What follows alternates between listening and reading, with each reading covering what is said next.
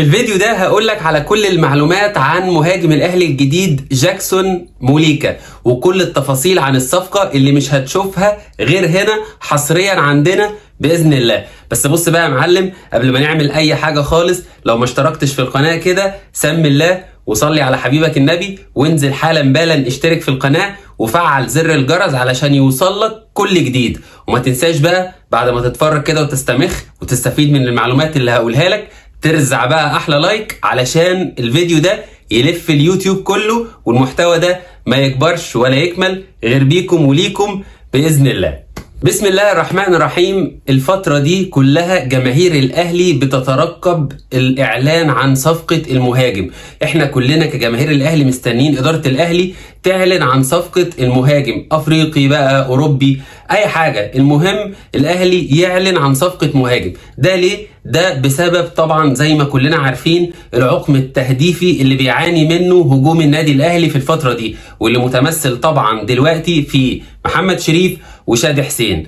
طيب، من يومين بالظبط كان وكيل اعمال جاكسون موليكا موجود هنا في القاهره، واجتمع مع مسؤولين الاهلي علشان يتفقوا على كل البنود اللي ليها علاقه بالصفقه دي، سواء النواحي الماليه او اي حاجه تانية ليها علاقه بالصفقه دي. طب خد اللي اجمد من كده كمان، امبارح جاكسون موليكا نفسه عمل متابعه لحساب امير توفيق على انستجرام، ده امبارح. تمام. طيب خد الاجمد بقى، النهارده النادي الاهلي رسميا بعت خطاب موجه لنادي بشكتاش التركي بيسأل فيه عن موقف اللاعب، وان الاهلي طالبه رسميا. طب مين هو جاكسون موليكا ده؟ جاكسون موليكا ده مهاجم دبابة كونغولية. الراجل ده عنده 23 سنة، يعني لاعب صغير وهينفعنا جدا الفترة الجاية.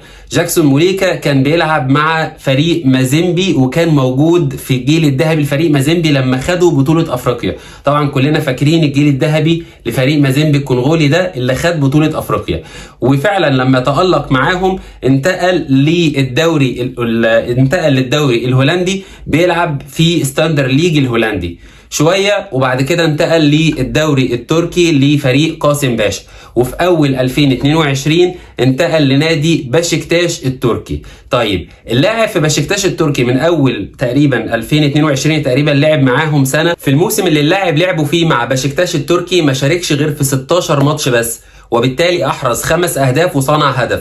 طب الارقام دي مش قوية، الارقام ضعيفة مقارنة بارقامه مع مازيمبي، وبالتالي في هناك مشاكل مع بشكتاش التركي، لان اللاعب مش قادر يتأقلم على الجو هناك في تركيا.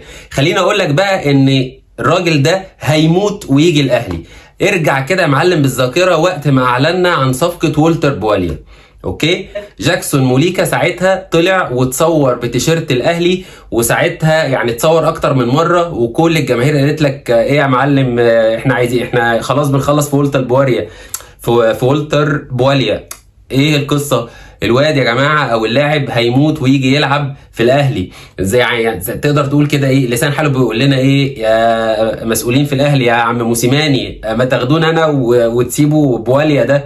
ولكن موسيماني ساعتها فضل والتر بواليا، وخلاص الموضوع كان خلص، وساعتها اللاعب اتنقل من مازيمبي للدوري الهولندي. في دلوقتي بقى كلام يمكن يدوبك من دقايق بسيطة ان نادي بشكتاش التركي مش عايز يفرط في اللاعب.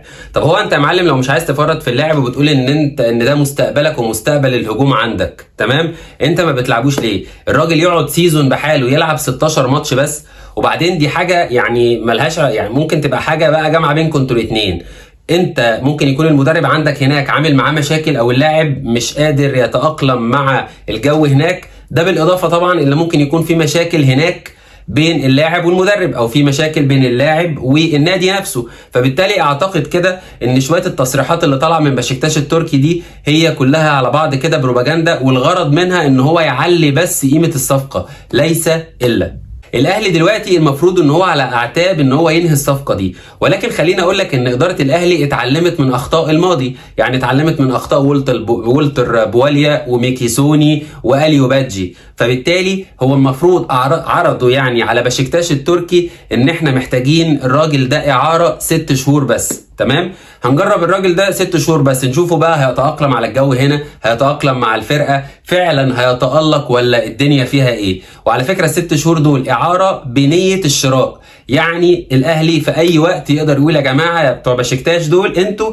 انا محتاج اشتري اللاعب ده. الاهلي عارض في الصفقه دي في الاعاره اللي هي 6 شهور مبلغ $1,200,000 و700,000 دول راتب اللاعب خلال ال6 شهور. وزي ما قلت لكم ال6 شهور دول هم هيبقوا بنيه الشراء. طبعا احنا في الوقت الحالي النادي الاهلي في اشد الاحتياج لمهاجم يكون بيخلص، عشان احنا اتكلمنا قبل كده في الموضوع ده وقلنا ان دلوقتي محمد شريف وشادي حسين عندهم مشكله في ان هم يخلصوا. احنا قلنا ان مهاجم النادي الاهلي محتاجينه يكون بيجيب جول من نص فرصه، مش يضيع في الماتش فرصتين وثلاثه واربعه. احنا مش حامل الكلام ده خالص، واعتقد ان جاكسون موليكا هيبقى عنده الامكانيات دي والامكانيات اللي تاهله ان شاء الله ان هو يكون راس الحربه المنتظر في النادي الاهلي. دي يا معلم كانت كل المعلومات عن صفقه جاكسون موليكا كده من طقطق لسلام عليكم. يا رب يكون الفيديو عجبكم، اشوفكم على خير وحلقه جديده. سلام.